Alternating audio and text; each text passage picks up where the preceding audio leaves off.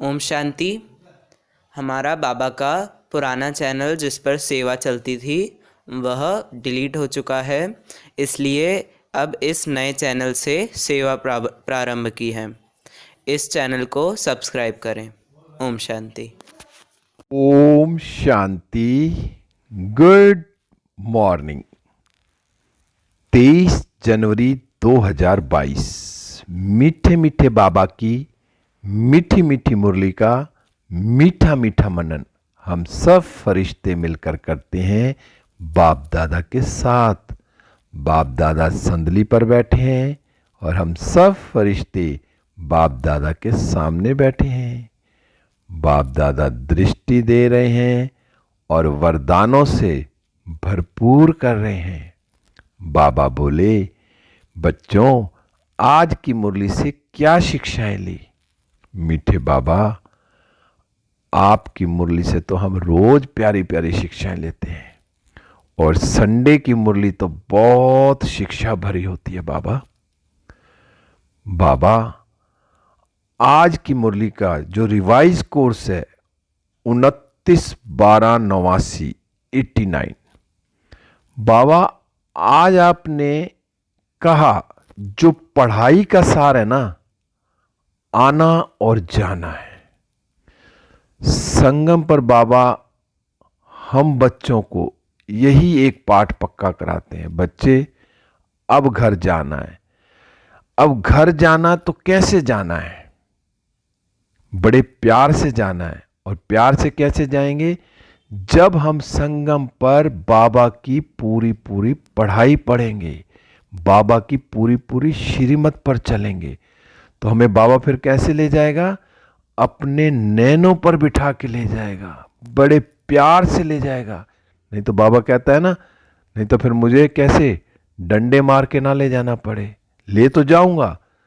तो अब मैं संगम पर बाबा की पढ़ाई पढ़ रही हूं और उसका एक ही सार बताया बाबा ने, जो मुरली में रोज बाबा बताते हैं कि बच्चे अब यही प्रैक्टिस करनी है कि आना और जाना। कहां? मैं आत्मा इस देह में आई हूं, कर्म किया और फौरन फिर वापस अपने घर परम धाम में। तो जितनी प्रैक्टिस ये मैं करती रहूंगी आत्मा, तो अंत समय में मुझे इस शरीर में निकलने में कोई दुख नहीं होगा। शरीर से निकलने में मैं आत्मा ऐसे निकलूंगी जैसे मक्खन में से बाल निकलता है। तो मैं आत्मा चेक करूं अपने आप को कि मेरी अवस्था ऐसी है।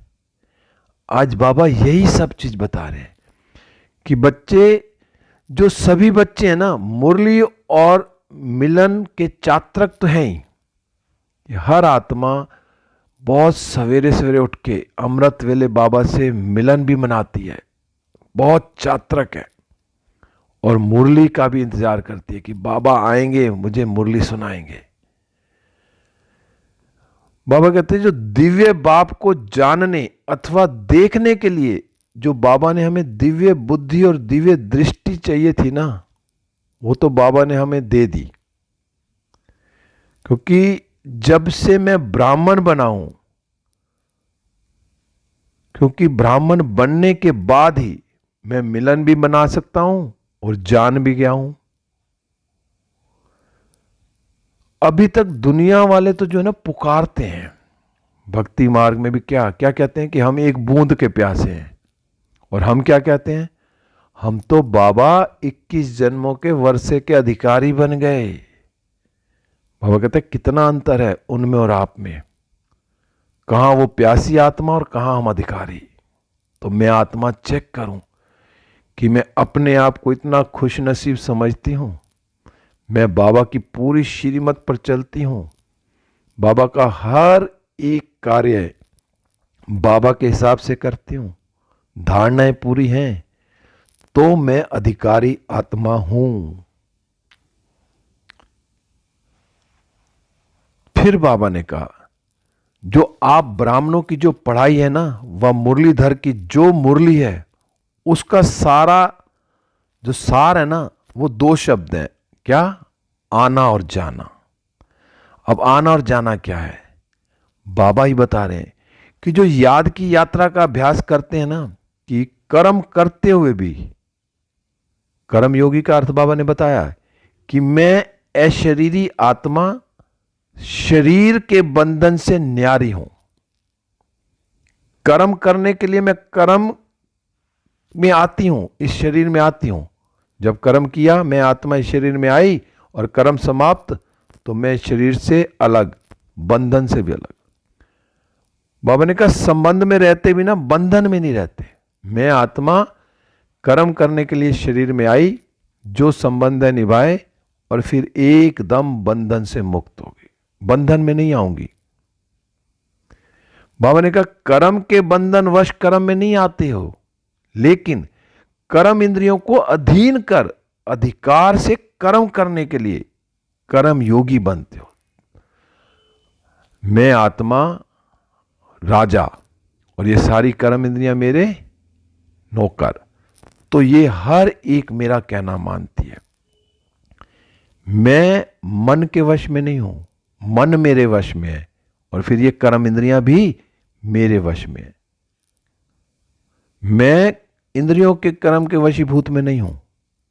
और ये कब होगा? जब मैं अपने को बार बार प्रैक्टिस करूंगी कि मैं आत्मा इस देह में आई, कर्म किया, और फिर मैं आत्मा उड़ चली वापस परम धाम में।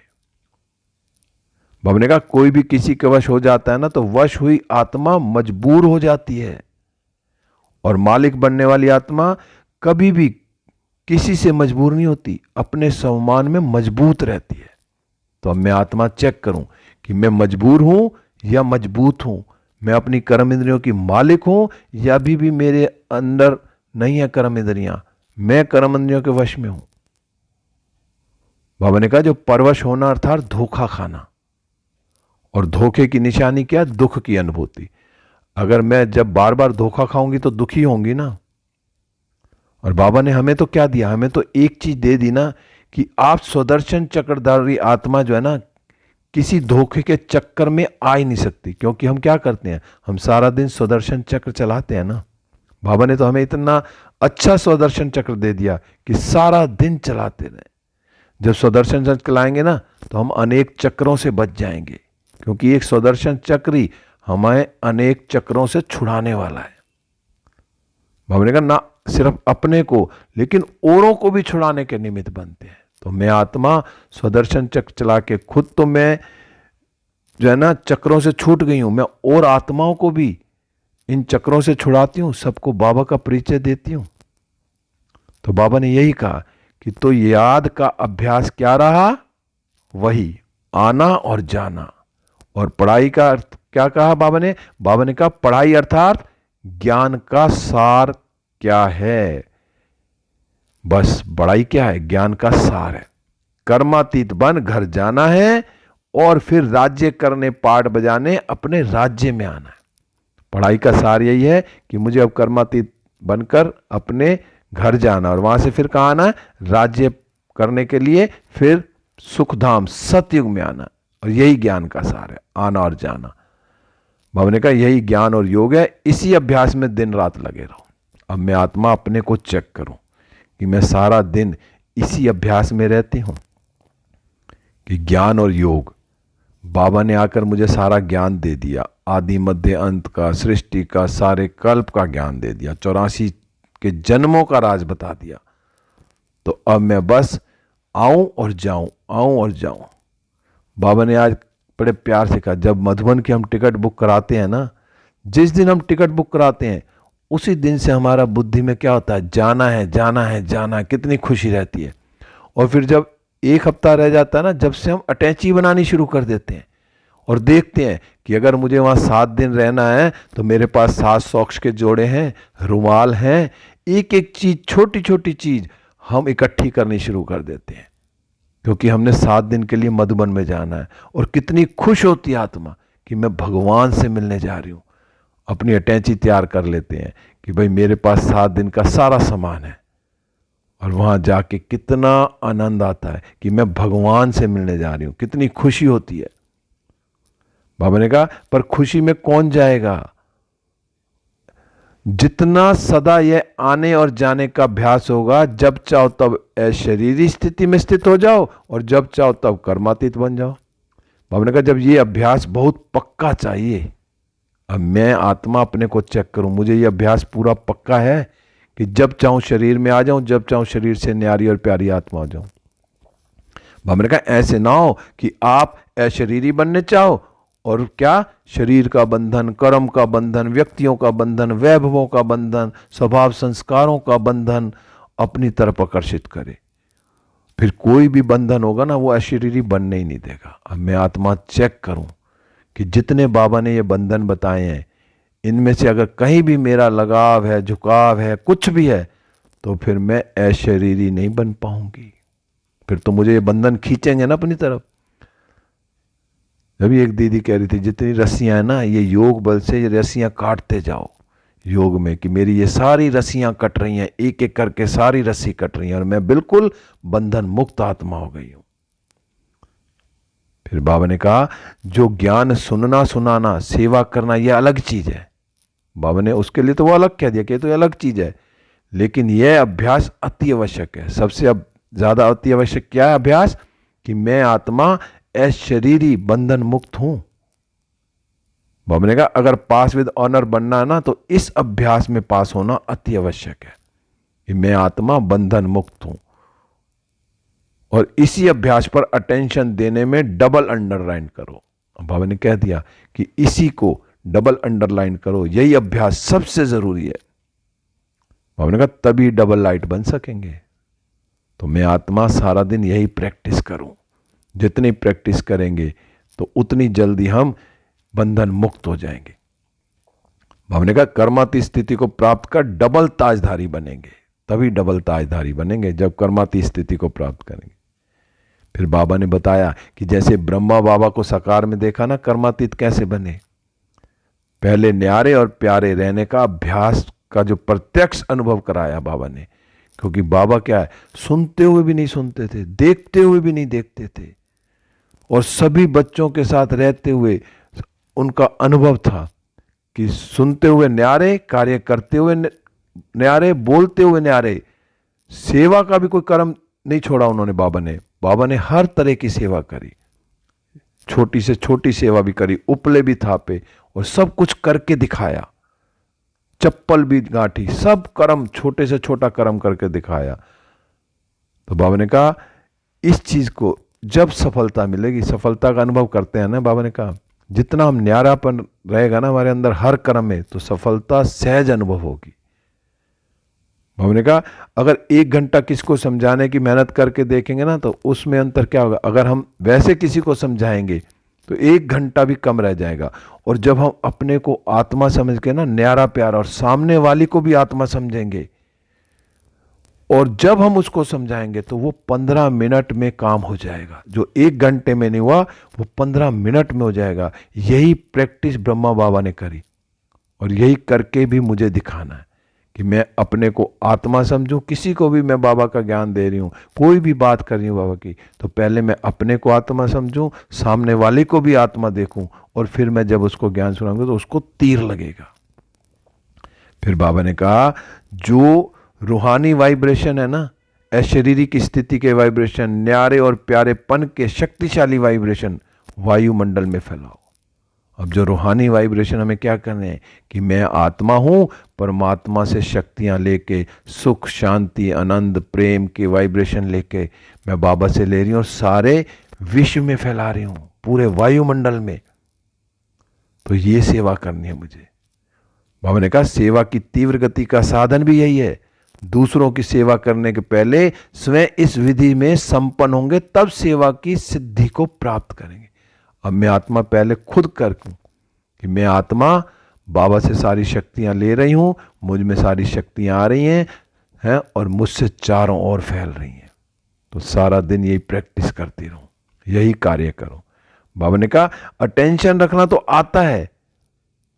बाबा पूछ रहे हैं अटेंशन रखना आता है ना, कि टेंशन रखना आता है। अब मुझे टेंशन नहीं रखनी, मुझे अटेंशन रहनी है। बाबा कहता है ना, कईयों को ना अटेंशन की भी टेंशन हो जाती है। तो बाबा ने कहा ओरिजिनल अभ्यास आत्मा को न्यारे होने का है। न्यारी थी, न्यारी है, फिर न्यारी बनेगी। सिर्फ अटैचमेंट न्यारा बनने नहीं देता। जब तक अटैचमेंट है, जब तक न्यारा नहीं बनने देगा। तो मैं आत्मा अपने को चेक करूं, अभी मेरा कहाँ कहाँ अटैचमेंट है, तो मुझे वहां से अटैचमेंट हटाना है। बाबा ने कहा सर संबंध में आएंगे कब? मैं आई, कर्म किया और फिर वापस। तो बाबा ने कहा वैसे आत्मा की जो ओरिजिनल नेचर है ना, शरीर से न्यारे रहने की, अलग है। शरीर अलग है, आत्मा अलग है। तो न्यारे हुए ना, पर क्या चक्कर रहा कि जो हम 63 जन्मों से अटैचमेंट की आदत पड़ गई ना, ओरिजिनल तो ओरिजिनल ही होता है ना, क्योंकि मैं आत्मा तो ओरिजिनल हूं, लेकिन मुझे जो 63 जन्मों से अटैचमेंट की आदत है ना, वो मुझे बार बार वो याद आती है। तो मुझे अभी क्या करना है कि मैं आत्मा हूं, मुझे अपने ओरिजिनल स्वरूप में रहना है। फिर बाबा ने जब डॉक्टरों से मिले ना, तो बाबा ने कहा बाप को दिल में बिठाना अर्थात सदा के लिए अनेकों को सफा देना। तो आजकल तो डॉक्टर्स भी क्या कहते हैं, दवाई इतना काम नहीं करती जितना दुआ काम करती है। बाबा ने कहा वो भी जानते हैं कि अब जाना दवाई इतना काम नहीं करती, दवाइयां खा खा के भी ना लोग परेशान हो चुके हैं। अब बस डॉक्टर क्या कहता है, कोई पेशेंट आया बहुत बीमार है, डॉक्टर ने अपनी तरफ से दवा दे दी और फिर उनके रिश्तेदारों को क्या कहता है, अब दुआ करो, क्योंकि दवाइयों ने तो जो असर करना, लेकिन दुआ उससे भी 100 गुना असर करती है। तो जब भी क्या करना है, दुआएं देनी है सबको। और बाबा ने कहा दूसरा है योग। वो दुनिया वाले तो क्या कहते हैं कि एक्सरसाइज करो, वो तो शरीर के लिए कहते हैं एक्सरसाइज, और हमें क्या करना, शरीर की तो एक्सरसाइज करनी है, उसकी भी संभाल रखनी है, लेकिन आत्मा की भी एक्सरसाइज करनी है। और आत्मा की एक्सरसाइज क्या है, सहज राज योग, कि मैं आत्मा परमात्मा के साथ जुड़ी हुई हूं सारा दिन, परमात्मा से शक्तिशाली किरणें मुझ पर आ रही हैं, तो ये सहज योग भी करना है। तो मैं आत्मा सारा दिन ये प्रैक्टिस करूं कि मैं भगवान के साथ हूं और बाबा की किरणें मुझ पर आ रही हैं और मुझसे चारों ओर फैल रही हैं। फिर कहा अब तो डॉक्टरों को भी पता चल गया है कि सबकी बुद्धि को ठिकाने पर लगाने वाले हो ना। बाबा कहते हैं अच्छा, हिम्मत रखने से बाप की मदद स्वतः मिलती है और मिलती रहेगी। और बाबा ने कहा जहां हिम्मत है ना, वहां जो असंभव भी ना संभव हो जाएगा। आत्मा की विल पावर जितनी होगी उतनी असंभव को भी हम संभव कर लेंगे। क्यों? हमारे साथ कौन है? स्वयं परमपिता परमात्मा है। बस बाबा कहना और ठिकाने पर पहुंचना है।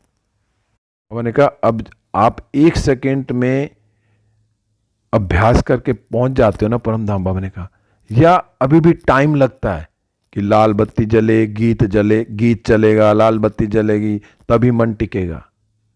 अब इसकी भी जरूरत नहीं, क्योंकि अंत में ये चीजें नहीं होंगी। अंत में तो क्या होगा कि कितनी चीजें सामने पड़ी हैं, कितनी अपनों की क्या क्या होगी, क्या हालात होगी, कितना प्रकृति का विनाश होगा, क्या क्या चीज देखेंगे। उस समय मैं अपने को आत्मा समझ सबको आकाश दे रही हूं, तो मेरा मन ना भटके, कहीं भी बैठ जाऊं। मेरे लिए तो जैसे दादी जानकी कहती थी ना, पहले तो दादी जानकी कहते थे कि मैं जब अंत में शरीर छोड़ूं तो मधुबन में हूं। फिर दादी ने कहा कि ऐसा क्यों? दादी ने फिर एक ही संकल्प किया कि मैं जहां भी हूं वो मधुबन बन जाए। तभी देखो बाबा ने अंत में भी मधुबन में ही दादी ने शरीर छोड़ा। तो ऐसे ही तो मैं आत्मा जहां भी हूं वहां पे ऐसे वाइब्रेशन फैलाऊं कि परमात्मा से मेरे पास किरणें आ रही है और मुझसे चारों ओर फैल रही हैं। हर जगह जहां भी बैठ के मैं योग करना चाहूं, कोई मुझे इन चीज़ों की ज़रूरत ना पड़े कि लाल लाइट हो, गीत हो, कमेंट्री हो, कुछ नहीं। सीधा मेरा कहाँ से डायरेक्ट कनेक्शन बाबा से एकदम जुड़ जाए सेकंड में। इतनी प्रैक्टिस करनी है मुझे। फिर आज बाबा ने कितनी हंसी की मजाक की कि दूसरे के बाप को याद करने में तो मेहनत करी है, लेकिन अपने बाप को भी कोई याद करने में मेहनत करनी पड़ती है। दूसरे का कोई कहे कि उस बाप को याद करो तो चलो मेहनत है, लेकिन कौन है? स्वयं भगवान मेरा पिता है, मेरा बाप है, तो उसको क्यों मुश्किल होगी याद करने में? अपनी चीज को याद करने में कोई मुश्किल नहीं है, पराई चीज को याद करने में तो मुश्किल होती है। बाबा ने कहा आप तो अधिकार से याद करते हो। हाँ भगवान है, बहुत बड़ा है, सूर्य समान है, ऐसे याद नहीं करते हो। हम कैसे याद करते हैं कि भगवान मेरा पिता है, मैं बाबा का बच्चा हूं। बाबा ने कहा सब कुछ मेरा है, इस अधिकार से याद करो कि भगवान मेरा है और भगवान का सब कुछ मेरा है और मैं भगवान का हो गया। तो इस अधिकार से याद करेंगे तो कैसे होगा, बहुत अच्छे से याद होगे। बाबा ने कहा जो रूहानी गुलाब बन सारा दिन खुशबू फैलाते रहो। तो मैं आत्मा सारा दिन खुशबू फैलाती हूँ, अपने को चेक करो। बाबा ने कहा खुशबू ऐसी चीज होती है जो दूर वालों को भी आकर्षित करती है। दूर से ही सोचेंगे यह खुशबू कहां से आ रही है, तो आपकी जो रूहानियत है ना विश्व को आकर्षित करेगी। तो कौन सी खुशबू, रूहानियत की खुशबू, कि चारों ओर फैलाऊं कि मैं आत्मा हूं, परमात्मा से मेरे पास शक्तियां आ रही हैं और चारों ओर फैल रही हैं। तो ये खुशबू चारों ओर फैलानी है मुझे। बाबा ने कहा कोई भी काम करते चेक करो कि बुद्धि कितने तरफ जा रही है। ना चाहते भी अनेक तरफ जाती है, एक तरफ नहीं होती। तो जब और तरफ जा सकती है तो सेवा भी तो कर सकते हो ना, याद भी कर सकते हो। बहुत थोड़ा समय होता है जो फुल बुद्धि उस काम में रहती है। जो ऐसे कोई काम होगा, बाबा ने कहा तो ऐसा कोई काम होगा जैसे डॉक्टर ऑपरेशन करते हैं ना, तो क्या करते हैं, जब कोई बड़ा ऑपरेशन करता है तो उनका सारा बुद्धि कहाँ रहती है, उस ऑपरेशन की तरफ। बाकी कोई दवाई दे रहा है, देख रहा है, लेकिन क्या बुद्धि और काम भी करती है, लेकिन सारा ध्यान वहीं रहता है कि मैं ऑपरेशन कर रहा हूं। जो डॉक्टर होगा कि मेरे से कोई ऑपरेशन गड़बड़ ना हो जाए। ने कहा जब डॉक्टर बड़ा सा ऑपरेशन करता है, फिर जब उसको दवाई भी देनी है, कुछ भी करना है, सारे काम करता है ना, तो बाबा ने कहा जब वह कर सकती है तो क्यों नहीं कर सकते, तुम भी तो कर सकते हो ना। मन और बुद्धि की आदत है चक्कर लगाने की। तो मुझे कौन सा चक्कर लगाना, बाबा ने कहा चाहे ज्ञान का चक्कर चलाओ और चाहे व्यर्थ चलाओ। अब ये तुम्हारे ऊपर डिपेंड करता है कि तुमने कौन सा चक्कर लगाना है, लेकिन चक्कर चलता जरूर है। बाबा कहता है चक्कर जरूर चलेगा। तो बाबा ने कहा आप कौन हो, स्वदर्शन चक्रधारी। तो स्वदर्शन चक्र चलाओ और चक्कर खत्म हो जाएंगे। तो सारा दिन जब हम स्वदर्शन चक्र चलाएंगे तो कोई और चक्कर होगा ही नहीं, ना किसी में हम बिजी रहेंगे। भाई एक ही काम करना है कि हमने स्वदर्शन चक्र चला के रखना है। फिर बाबा ने सेवा के लिए कहा कि तो सभी सेवा में सहयोगी हो ना, और जिसे समय नहीं मिलता ना वो हाथ उठाओ। बाबा ने कहा सरकमस्टेंस ऐसे तो हाथ उठाओ। बाबा ने कहा चाहे मनसा सेवा तो कर सकते हैं ना सब। बिजी रहने के लिए सेवा बहुत अच्छा साधन है। बाबा ने बताया अगर बिजी रहना है ना, कोई कहते हैं ना बुद्धि इधर उधर भटकती है, तो सेवा में लग जाओ। बाबा ने कहा चाहे मनसा करो सेवा, चाहे वाचा करो, चाहे कर्म ना करो, लेकिन बुद्धि से बिजी रहो जरूर सेवा में। और बाबा ने कहा हाथ पांव से तो रहते हो, लेकिन बुद्धि से भी बिजी रहो। अपना टाइम टेबल बनाओ। अब सारा दिन का टाइम टेबल बनाना है। बाबा ने कहा जैसे बड़े मनुष्य अपना टाइम टेबल फिक्स रखते हैं ना, तो तुम्हें भी अपना टाइम टेबल बनाना। तो हम कौन है, बाबा कहते हैं आप भी तो बड़े से बड़े आदमी हो ना। सारे कल्प में ढूंढ करके आओ कि ब्राह्मणों से बड़ा कोई है, देवताओं से भी बड़ा। बाबा ने बताया कि जो देवताएं होते हैं ना, देवताएं भी नहीं है इतने बड़े। चाहे आप ही देवता बनेंगे, लेकिन अभी क्या हो, इस जीवन के आगे वो कुछ भी नहीं है। तो जीवन है तो ब्राह्मण जीवन अति श्रेष्ठ है। आज बाबा ने क्या कहा, सबसे उत्तम जीवन ब्राह्मण जीवन, देवताओं से भी उत्तम जीवन है। तो मैं आत्मा मनसा वाचा कर्मना सेवा में बिजी रहूं। तो कोई कहे ना कि मेरी खाली बैठी हूं, बुद्धि व्यर्थ जाती है। बुद्धि व्यर्थ कब जाती है, जब बुद्धि को काम नहीं देते, टाइम टेबल नहीं बनाते। तो मुझे अपना टाइम टेबल बनाना है, मनसा वाचा कर्मना भी सेवा करनी। फिर आज बाबा ने वरदान में कहा कि फर्स्ट नंबर के अधिकारी भव। अब कैसे बनेंगे फर्स्ट नंबर के अधिकारी, बाबा ने आज बताया कि अव्यक्त पालना द्वारा शक्तिशाली बन लास्ट सो फास्ट जाने वाले फर्स्ट नंबर के अधिकारी भव। जब ब्रह्मा बाबा थे तो उस टाइम तो कितने कम आत्माओं की सेवा करी, लेकिन ब्रह्मा बाबा अव्यक्त होने के बाद और कितनी आत्माओं का पुरुषार्थ करा रहे हैं। अब मैं आत्मा देखूं कि ब्रह्मा बाबा से नहीं मिले, लेकिन ऐसा अनुभव होता ही नहीं कि ब्रह्मा बाबा से नहीं मिले। 69 में ब्रह्मा बाबा ने शरीर छोड़ा और मैं 67 में हुआ, तो 2 साल का तो बाबा से। लेकिन जब से मैं ब्राह्मण बना तो मुझे तो एक दिन भी ऐसा अनुभव नहीं हो कि मैं ब्रह्मा बाबा से नहीं मिलता। ऐसे लगते हैं कि बाबा को तो हर पल बाबा साथ है। इतनी अव्यक्त में पालना कर रहे हैं, तो अव्यक्त पार्ट में आने वाली आत्माओं को पुरुषार्थ में तीव्र गति का भाग्य सहज मिला हुआ है। कितना तीव्र गति का पुरुषार्थ करना है मुझे। बाबा ने कहा यह अव्यक्त पालना सहज ही शक्तिशाली बनाने वाली है, इसलिए जो जितना आगे बढ़ना चाहे बढ़ सकते हैं, क्योंकि इस समय जो लास्ट सो फास्ट और फास्ट सो फर्स्ट का वरदान प्राप्त है। तो बाबा ने कहा इस वरदान को कार्य में लगाओ, अर्थात समय प्रमाण वरदान को स्वरूप में लाओ। जो मिला है उसे यूज करो तो फर्स्ट नंबर में आने का अधिकार प्राप्त हो जाएगा। संगम पर स्वयं परमात्मा मुझे मिला, ब्रह्मा तन में आकर मुझे कितनी शिक्षाएं दे रहे हैं, तो मैं बाबा की कितनी शक्तिशाली पालना ले रही हूं। तो बस मुझे क्या करना है कि बाबा की याद में रहकर शक्तिशाली बनना है और फर्स्ट नंबर में आना है। और बाबा ने तो हमें वरदान दे दिया, लास्ट सो फर्स्ट और first so fast, fast last so fast और फास्ट सो फर्स्ट का वरदान प्राप्त। तो अब मैं आत्मा इस वरदान को अपने अंदर कितना समाती हूं। तो मुझे नंबर 1 में आना है तो बाबा की याद में रहना है। फिर आज बाबा ने स्लोगन में कहा, सो मान की सीट पर सेट रहो तो सर्व का मान स्वतः प्राप्त होगा।